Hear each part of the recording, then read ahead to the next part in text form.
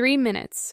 That's how long it takes to microwave the instant noodles I was eating when my father called to tell me Mom had shot herself. 3 minutes. The same amount of time I'd told her, "I'll call you back," the night before. 3 minutes I never gave her.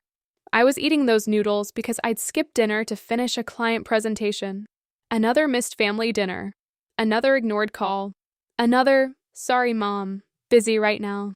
Except this time, she wasn't calling to chat. She was calling to say goodbye. The police found her diary. The last entry was simple, called Sarah. "She's busy. Always busy. I won't bother her anymore." My successful startup. My corner office. My 7-figure bank account.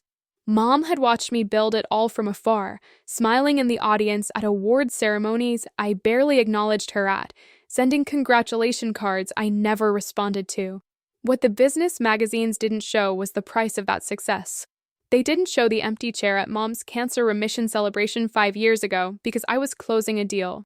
They didn't show her sitting alone at her 60th birthday dinner because I had an emergency board meeting. They didn't show her listening to my voicemail greeting 50 times in her final week, never leaving a message because she didn't want to disturb me. The evidence of my failure was in her phone. 143 attempted calls to me in the past year. I had answered 12. The average call duration? 2 minutes and 47 seconds. But here's the true horror. When the detective played her final voicemail, the one she left 3 minutes before pulling the trigger, I realized I had actually seen her call coming in. I had declined it, deliberately pressed reject because I was fine-tuning a PowerPoint slide about quarterly projections. "Sarah, honey," her voice trembled in the recording. "I know you're busy. I need 3 minutes. Please, I'm not doing well. I can't carry this darkness alone anymore. I love..." The message cuts off there. Because I didn't give her those 3 minutes, she didn't get to finish saying, "I love you," one last time. The suicide note was addressed to me.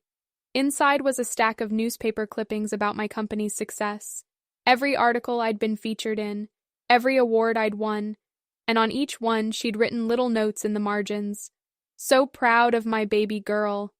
Wish I could tell her how amazing she is. Missing her smile. Just want to hear her voice." The final clipping had a different note. My biggest failure was raising a daughter too busy to love. They found her in her home office. On her computer screen was a half-written email to me. The subject line, "One last try." She never sent it. The gun she used was a gift from me, a security measure I'd insisted on when she started living alone.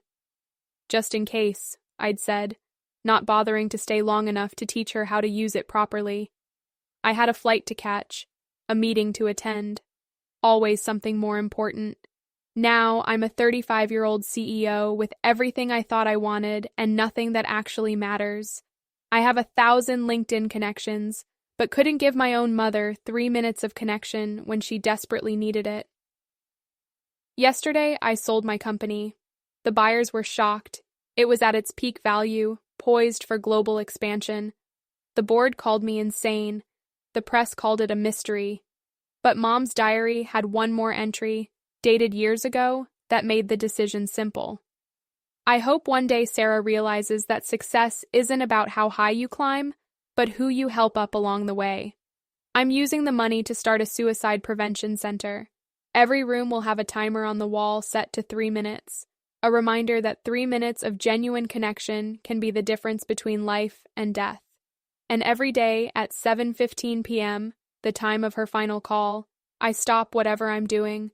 3 minutes of silence, 3 minutes of remembering, 3 minutes too late. Success cost me my mother. This story isn't about redemption. Some bells can't be unrung. Some calls can't be returned. This is a warning. Check your phone. Someone might be trying to reach you right now. Someone's world might be falling apart in the time it takes to heat up instant noodles. Give them 3 minutes before it's too late.